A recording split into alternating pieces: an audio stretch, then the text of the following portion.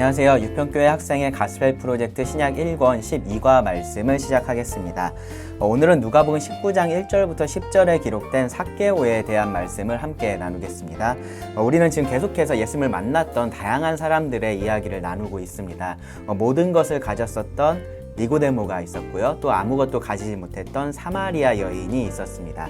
지난 시간에는 예수님을 가까이에서 지켜볼 수 있었던 나사렛 사람들에 대한 말씀도 함께 살펴봤었습니다. 각자가 처해 있던 상황은 달랐습니다. 예수님에 대해서 그들이 알고 있었던 것, 또 생각하고 있었던 것도 달랐습니다. 니고데모의 경우는 예수님은 하나님께로부터 오신 선생이라고 알고 있었고요. 또 사마리아 여인에게 있어서 예수님은 그들의 그런 관습을 깨고 자기에게 물을 달라고 요청을 하는 조금은 이상한 그런 유대 남자였을 겁니다. 나사렛 사람들에게 있어서 예수님은 그냥 목수 요셉의 아들 정도였었죠. 그런 사람들이 예수님을 만났습니다. 사실 예수님께서 그들을 만나셨다라고 표현하는 게 더 맞을 거예요. 예수님은 그들에 맞게 자신을 드러내셨습니다. 니고데모는 예수님께서 그렇게 하셨을 때 주저했었지만 결국은 예수님을 받아들였죠. 사마리아 여인 같은 경우는 곧장 예수님을 메시아로 영접을 하고 다른 사람들에게 전했습니다. 나사렛의 사람들은 어떻게 했었나요? 예수님을 거절했었고요. 예수님을 죽이려고까지 했었습니다. 오늘은요, 우리에게 익숙한 사람 삭개오에 대한 이야기를 살펴보려고 합니다. 삭개오는요, 지금까지 우리가 살펴봤었던 사람들과 비슷하면서 또 다른 면이 있습니다. 삭개오는 어떤 상황에서 예수님을 만났는지 또 예수님께 어떻게 반응했는지를 중점적으로 생각을 하면서 말씀을 들어보시면 좋을 것 같습니다. 먼저 1절을 보시면, 누가복음 19장 1절을 보시면 예수께서 여리고로 들어가 지나가시더라 라고 말씀이 시작됩니다. 예수님은 여리고를 거쳐서 예루살렘으로 향하고 계셨던 거죠. 이 여리고와 예루살렘은 그렇게 먼 거리가 아니었기 때문에 예수님은 여리고에 머물기보다는 그냥 지나쳐 가실 계획이었다라고 그렇게 보면 될 것 같아요. 여리고하고 관련해서 우리에게 가장 익숙한 것은 여호수아와 이스라엘 백성들이 이 가나안 땅을 정복하면서 그 성주위를 이렇게 빙글빙글 돌아서 무너뜨렸던 바로 그 사건일 겁니다. 오늘 본문에 등장하는 여리고는요, 그 구약에 등장하는 고대의 여리고에서 약 2km 정도 떨어져 있는 신약시대의 여리고입니다. 그러니까 이 신약시대에는 여리고가 두 개가 있었던 거죠. 거리가 멀지는 않기 때문에 두 개의 다른 성이긴 했지만 환경은 거의 비슷했습니다. 여리고는요, 해발 마이너스 240m 정도로 고도가 아주 낮았고요. 그래서 여리고에서 예루살렘으로는 항상 올라간다라고 표현을 하고 예루살렘에서 여리고로는 항상 내려간다라고 성경에서 표현하는 것을 볼 수가 있어요. 기후적으로 보면 열대 기후에 가깝고요. 또 물이 아주 풍부한 그러한 지역입니다. 그래서 여리고는 이제 성경에 보면은 종종 종려나무 성읍이다라고 그렇게 불려지는 것도 볼 수 있어요. 여리고는요, 향유의 주 원료인 이 발삼으로 유명한 곳이었고요. 또 소금이나 유황이나 역청 등의 광물이 아주 풍부한 사해바다에 인접해 있었기 때문에 그것하고 관련된 그런 사업들도 발전을 해 있었습니다. 지리적인 이점도 있어서요, 역사상 가장 오래된 도시 중에 하나로 여겨지는 곳이 바로 여리고입니다. 헤롯은요, 이곳에 자신의 겨울 궁전을 짓기도 했었어요. 이런 여러 가지 요인들로 인해서 예수님 당시의 여리고는요, 풍요롭고 번성했던 도시였다라고 그렇게 할 수 있습니다. 그렇기 때문에 이 여리고에는요, 이 로마가 팔레스타인 지역에 그렇게 세워놓은 3대 세무서 중에 하나가 있었습니다. 그리고 그 세무서의 장이었던 삭개오가 오늘 말씀의 주인공인 겁니다. 누가는요, 삭개오를 이렇게 소개했어요. 2절에 보시면 삭개오라 이름하는 자가 있으니 세리장이요 또한 부자라. 이름이 언급되고 또 부자였다라는 점이 니고데모하고 좀 유사하죠. 이 삭개오의 이름이 구체적으로 언급이 된 이유는요, 그가 세리장으로서 그 당시에 이미 어느 정도 이름이 알려진 사람이었기 때문이었을 수도 있습니다. 또요, 이 유명한 초대 교부 중에 한 명인 이 알렉산드리아의 클레멘트에 따르면은 삭개오가 나중에 교회에 영향력 있는 리더가 됐고 가이사랴 교회에서 목회를 했다라고 그렇게 전해집니다. 그것이 사실이라면 이 삭개오의 이름이 언급된 것이 자연스럽다라고 할 수 있습니다. 니고데모에게 있어서 중요한 것은 그가 유대인의 관원이었고 또 바리새인이었다라는 사실이었다면요, 이 삭개오에게 있어서 중요한 것은 그가 세리장이었고 부자였다라는 겁니다. 여기 보시면 세리장이라는 표현이 나오는데요. 성경에서 여기만 사용이 된 표현입니다. 뭐 세리들의 장이라는 의미이겠죠. 일단 세리는요, 부과된 세금을 징수하는 역할을 했었던 사람들이라고 할 수 있습니다. 로마는 이러한 세금을 아주 중요하게 생각했던 그러한 국가였는데, 이 식민지의 현지인들에게 이러한 역할들, 세금을 징수하는 일들을 맡겼었어요. 그러니까 그 일을 하는 사람들은 그 백성들 사이에서 당연히 좋은 평판을 얻기는 어려웠을 겁니다. 사실은요, 세금은 얼마를 내든지 이 내는 사람 입장에서는 좀 부정적인 시각을 가지기가 쉬워요. 뭐 국가가 이런 서비스를 나에게 제공을 하고 있으니까 내가 이렇게 세금을 내는 것은 마땅해. 이제 그런 생각들을 갖는 사람은 많지 않습니다. 더구나 식민지의 백성이라면은 그런 모든 세금에 대해서 부정적으로 생각을 했을 겁니다. 유대인들의 입장에서는요, 그렇게 세금을 내면서 이방인의 종처럼 살아간다는 것 그 자체를 받아들이기 어려웠을 겁니다. 그렇기 때문에 같은 유대인이면서 자신들에게 이 세금을 걷어서 그 이방인들에게 갖다 바치는 세리들을 좋게 볼 수 없었겠죠. 그들을 매국노 반역자로 여겼고요, 죄인으로 정죄를 했습니다. 그래서 복음서에도 보시면은 이 세리들이 주로 죄인들, 창녀들과 같이 언급되는 것을 볼 수 있습니다. 뭐가 먼저인지는 알 수 없지만 세리들은 정상적인 사회적인 관계를 맺기 어려운 상황이었고, 그렇기 때문에 자신들이 가지고 있었던 그 권리를 최대한 더 활용을 하면서 살아갔었습니다. 오늘날처럼 정확한 조세 항목이 있었던 때도 아니었었고, 또 그런 것이 있었다고 해도 이 일반 사람들이 그것을 다 알 수는 없었던 때였습니다. 그러니까 세리들은요, 로마에 의해서 부과된 그 세금 외에 더 많은 세금을 거두었습니다. 로마는요, 자신들이 정한 만큼만 받는다면은 이 세리들이 실제로 백성들에게 얼마를 거두고 있는지는 상관하지 않았기 때문에 세리들은요, 당연히 부과된 것 외에 많은 세금을 거두었고요, 그것으로 자신들의 부를 쌓았습니다. 말 그대로요, 칼만 들지 않았었지 정말로 강도하고 다를 바가 없는 그러한 사람들이었었던 거죠. 삭개오는요, 그런 세리들 중에서도 장의 위치에 있었습니다. 관리자였다라는 거죠. 이 다른 세리들처럼 직접 세금을 거두러 다니지는 않았겠지만 그런 세리들을 관리하는 그런 위치에 있었던 사람이 바로 삭개오였다라고 할 수 있습니다. 어쩌면요, 그 자신이 직접 사람들에게 과도한 세금을 징수하거나 한 것은 아니었기 때문에 어느 정도의 양심의 자유함을 느끼고 있었을지도 몰라요.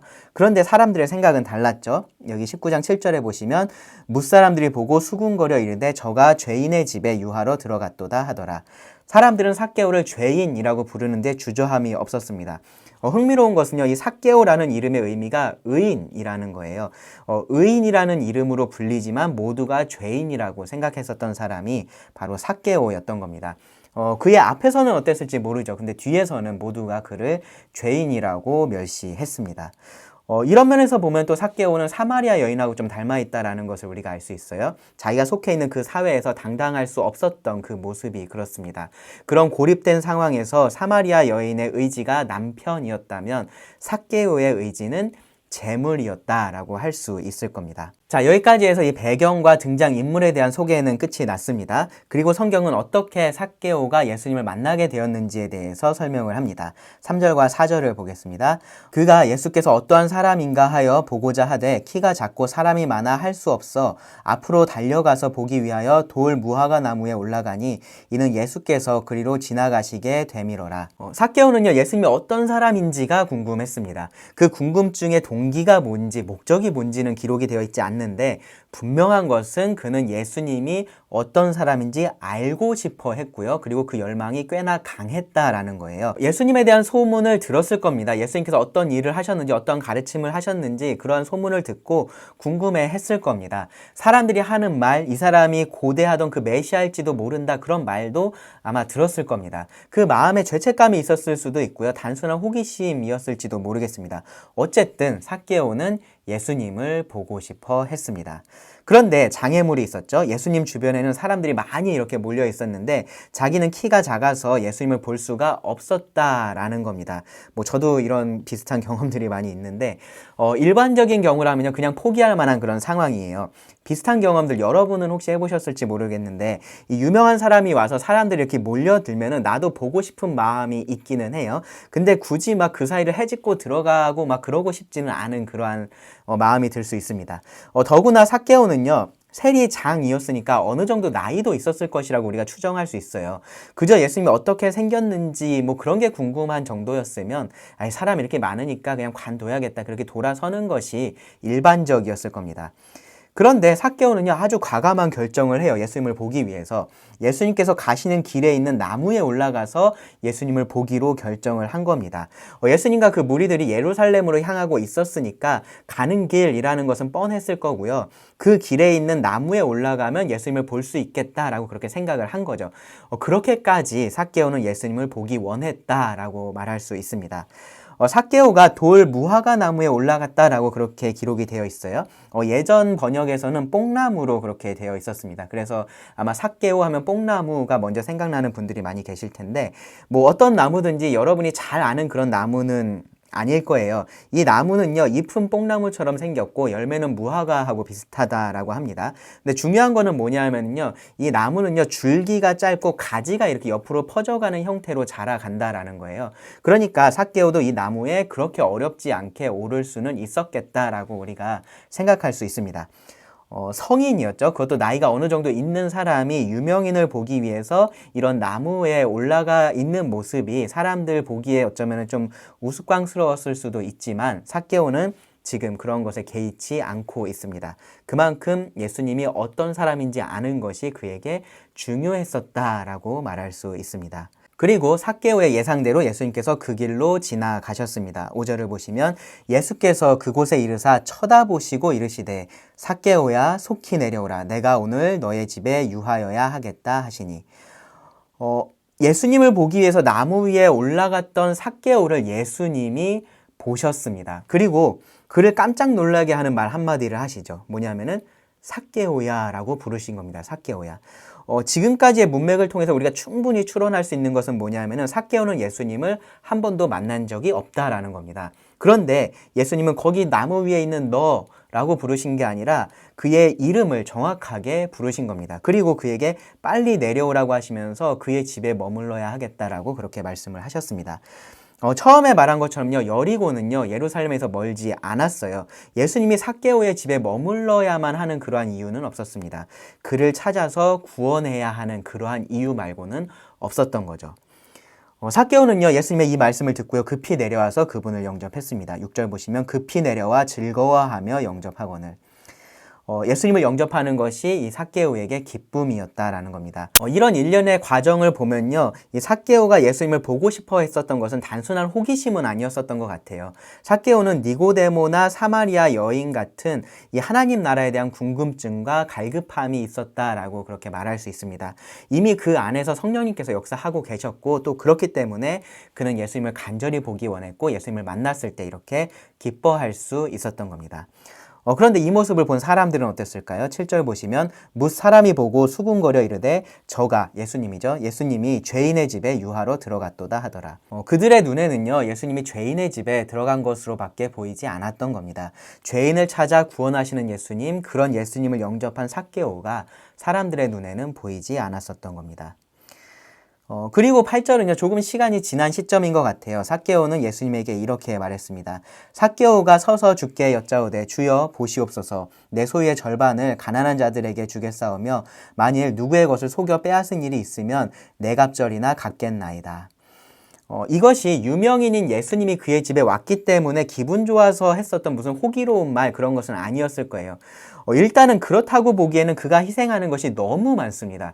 이 소유의 절반을 포기를 했고요. 속여서 빼앗은 것을 4배로 갚겠다라고 했습니다. 그렇게 하면 삭개오에게 얼마나 재물이 남을지 모르겠어요. 그런데 삭개오는요, 그런 것들을 계산하기보다는 그렇게 하는 것이 옳다라고 믿고 그렇게 하겠다라고 지금 여기서 말을 하고 있는 겁니다. 율법에 따르면요, 남의 것을 빼앗거나 훔쳤을 때 그것을 돌려주어야 했는데요. 그냥 빼앗은 것만 돌려주면 끝나는 게 아니라 거기에 기본적으로 5분의 1을 배상을 해야 됐었습니다. 때로는 2배를 배상해야 할 때도 있었고요. 주요 생계수단인 소나 양에 대해서는 최대 4배나 5배를 배상을 해야 됐습니다. 삭개오는요, 그동안 자신이 해온 일이 여기에 해당된다라고 판단을 했었던 것 같아요. 그래서 그는 4배로 갚겠다라고 결심을 하고 예수님 앞에서 이렇게 맹세를 한 겁니다. 자신의 과거를 지금 바로잡겠다라고 하고 있는 거죠. 그리고 이것이 진정한 회개의 열매입니다. 어떤 사람은요, 자신의 잘못을 인정한다라고 하면서 같은 상황이 되면 똑같이 할 거다라고 그렇게 말하는 경우가 있어요. 그거는요, 진정한 회개는 아닌 거예요. 회개는요, 앞으로 같은 잘못을 하지 않겠다라고 다짐하는 것이 포함되어 있지만, 과거에 내가 저지른 그 돌이킬 수 없는 잘못에 대해서도 돌이키고자 하는 마음이 있어야 되는 겁니다. 지나간 일을 바로잡는 것은 사실상 불가능하잖아요. 어떤 것은 그래도 좀 할 수 있는 것이 있긴 하지만 어쩔 수 없는 것들이 대부분입니다. 삭개오는요, 지금에 와서 자신이 부당하게 취한 그것들을 돌려준다고 해서 모든 것을 돌이킬 수 있는 것은 아니라는 것을 알고 있었을 겁니다. 그런데 그래도 할 수만 있다면 그렇게 하겠다라는 마음을 이렇게 표현을 한 거죠. 이것이 진정 회개한 자의 열매입니다. 그동안의 자신의 삶을 부인하는 거고요. 새로운 삶을 살기 원하는 겁니다. 이런 삭개오의 마음을 아시는 예수님이 분명하게 이렇게 말씀하세요. 9절에 보시면 예수께서 이르시되 오늘 구원이 이 집에 이르렀으니 이 사람도 아브라함의 자손이미로다. 삭개오의 변화된 삶이요, 그의 구원의 증거였던 거죠. 예수님은 삭개오를 아브라함의 자손으로 선포를 하셨어요. 당연히 삭개오는 유대인이기 때문에 혈통적으로 아브라함의 자손입니다. 그런데 이제는 그의 믿음으로 참된 아브라함의 자손이 되었다라는 말씀인 거예요. 세례 요한이요, 자기에게 세례를 받으러 나오는 무리들을 향해서 했었던 말 여러분 기억하시나요? 누가복음 3장 8절에 보시면 그러므로 회개에 합당한 열매를 맺고 속으로 아브라함이 우리 조상이라 말하지 말라. 내가 너희에게 이르노니 하나님이 능히 이 돌들로도 아브라함의 자손이 되게 하시리라. 진정한 아브라함의 자손이라는 것은 혈통으로 되는 것이 아니다라고 이 요한이 말을 한 거죠. 오직 마음으로 진정 회개한 자가 아브라함의 자손입니다. 이 말을 들은 사람들 중에서 세리가 물었어요. 선생이여, 우리는 무엇을 하리이까? 요한이 이렇게 답했죠. 이르되 부가 된 것 외에는 거두지 말라. 이것이 세리들이 맺어야 할 그러한 열매였었던 거죠. 그들의 삶을 지배하던 그 재물에서 자유할 수 있어야 됐던 겁니다. 재물의 지배를 받는 것이 아니라 예수님을 주인으로 모신 삶으로 바뀌어야 했었던 겁니다. 삭개오가 정확히 그런 모습을 지금 여기서 보여주고 있는 거예요. 그는 예수님께 주여 보시옵소서라고 말을 해서요, 이제 그의 삶의 주인이 더 이상은 재물이 아니다라는 것을 고백을 했습니다. 예수님이 주인이 된 그의 삶에서 재물은 더 이상 중요한 자리에 있지를 않았었던 겁니다. 이런 모습은요, 니고데모와 사마리아 여인에게서도 우리가 찾아볼 수 있었어요. 각자에게 삶에서 중요했었던 것들이 예수님을 만난 이후에는 중요하지 않은 것들이 되었습니다. 중요하지 않다라는 말은요, 전혀 쓸모없는 것이 되었다 그런 말은 아니에요. 그것들이 그들의 삶을 결정하게 되지는 않았다라는 겁니다. 그래서 어떤 것들은요, 그냥 버려져야 됐습니다. 이 사마리아 여인의 경우 생각해 보시면 사람들에게 수치를 당하는 것, 조롱을 당하는 것을 개의치 않았죠. 그리고 예수님을 선포했습니다. 니고데모의 경우는요, 산헤드린 공회의 일원이라는 그런 사회적인 위치를 빼앗길 각오를 하고서 예수님을 장사했습니다. 그러면서 자기의 재물을 거기에 또 사용하기도 했었죠. 삭개오의 경우는요, 평생을 조롱과 멸시를 받으면서 쌓아온 이 재물을, 이 귀한 재물을 기꺼이 나누었습니다. 참된 아브라함의 자손, 하나님 나라의 백성이 된 겁니다. 그리고 예수님은 이 일이 궁극적으로 드러내는 진리를 이렇게 말씀하셨습니다. 10절 보시면 인자가 온 것은 잃어버린 자를 찾아 구원하려 함이니라. 사람들에게 삭개오는 죄인이었고요, 가까이 하고 싶지 않은 그런 사람이었습니다. 누구도 그를 찾지 않았을 겁니다. 하지만 예수님께 삭개오는요, 잃어버린 자였고 구원받을 자였다라는 겁니다. 삭개오는 간절한 마음으로 예수님을 찾았지만 사실은 그보다 앞서서 예수님께서 삭개오를 찾아가셨던 겁니다. 그리고 예수님을 만났을 때 삭개오는 구원의 기쁨을 경험할 수 있었습니다. 지난 몇 주간 우리는 예수님을 만난 사람들에 대한 이야기를 살펴봤습니다. 그 이야기들을 통해서요, 구원에 대해서 우리가 알 수 있는 사실 3가지를 정리를 하고 말씀을 마치겠습니다. 첫째로 우리는 모두 구원이 필요합니다. 우리가 다 잃어버린 자들이기 때문이에요. 우리 중 누구는요, 니고데모하고 같을 수 있고요, 사마리아 여인과 같을 수도 있습니다. 혹은 삭개오와 같은 사람도 있을 겁니다. 어떤 상황에 있었든지 모두가 하나님을 떠난 잃어버린 사람들이었습니다. 스스로 그렇게 생각을 했었을 수도 있고요. 그렇지 않았을 수도 있지만 그것과 관계없이 모두가 동일한 상태에 있었던 겁니다. 지금 우리도 마찬가지입니다. 모두가 하나님을 떠난 죄인들입니다. 모두가 하나님 나라에 들어가기에는 합당하지 않은 그런 사람들입니다. 우리 모두가 그렇습니다. 둘째로 구원은요, 전적으로 하나님께서 하십니다. 우리가 스스로 거듭날 수 없죠. 우리가 스스로 영원히 솟아나는 그런 샘물을 만들어낼 수 없습니다. 하나님께서 우리에게 그렇게 해주실 수 있는 거죠. 그래서 예수님은 믿으라고 하셨고요. 구하라고 말씀을 하셨습니다. 니고데모가 예수님을 찾아오고요. 삭개오가 예수님을 보고자 했었던 것처럼 간절한 마음으로 하나님의 도우심을 구하는 것, 그것이 우리 잃어버린 자들의 책임인 겁니다. 때로 그런 간절한 마음은요, 우리 삶의 고난을 통해서 오기도 합니다. 사실 그럴 때가 많아요. 사마리아 여인이나 삭개오가 예수님을 만났을 때 즉시 반응을 했었던 이유도요, 아마 그들 삶에 고난이 있었고 그로 인해서 그들의 마음이 이미 많이 낮아져 있었기 때문일 겁니다. 혹 여러분에게 그런 것이 있다면요, 지금이 여러분을 찾으시는 그 하나님을 여러분이 찾아야 할 때라는 사실을 더욱더 기억을 하시기 바랍니다. 혹 여러분 삶에 그러한 고난이 없다라고 하더라도 여러분은 잃어버린 자들이고, 그렇기 때문에 하나님을 찾아야 한다라는 사실 꼭 기억해 주시기 바랍니다. 셋째로요, 구원받은 자의 삶은 분명히 다릅니다. 생명이 있는 사람의 모습이 생명이 없는 사람하고 같을 수가 없죠. 목마르지 않은 사람과 목마른 사람도 마찬가지입니다.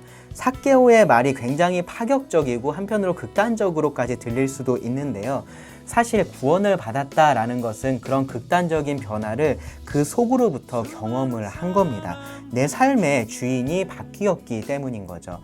여러분이 구원을 받았다면요, 이 사실을 항상 기억을 하시기 바랍니다. 내가 무엇 때문에 무엇을 위해서 사는지를 잊지 마시기 바랍니다. 그럼 기도하고 오늘 말씀을 마치겠습니다. 하나님, 오늘은 삭개오를 통해서 우리를 찾아오신 하나님을 기억하게 하시고 또 그 하나님을 만난 자가 어떤 삶을 살아야 하는지를 알게 하여 주셔서 감사합니다. 우리 모든 삶이 하나님으로 인해서 의미가 있음을 기억하고 하나님께 영광이 되는 삶이 되기를 간절히 구합니다. 들은 말씀을 주님께 의지하며 예수님의 이름으로 기도합니다. 아멘.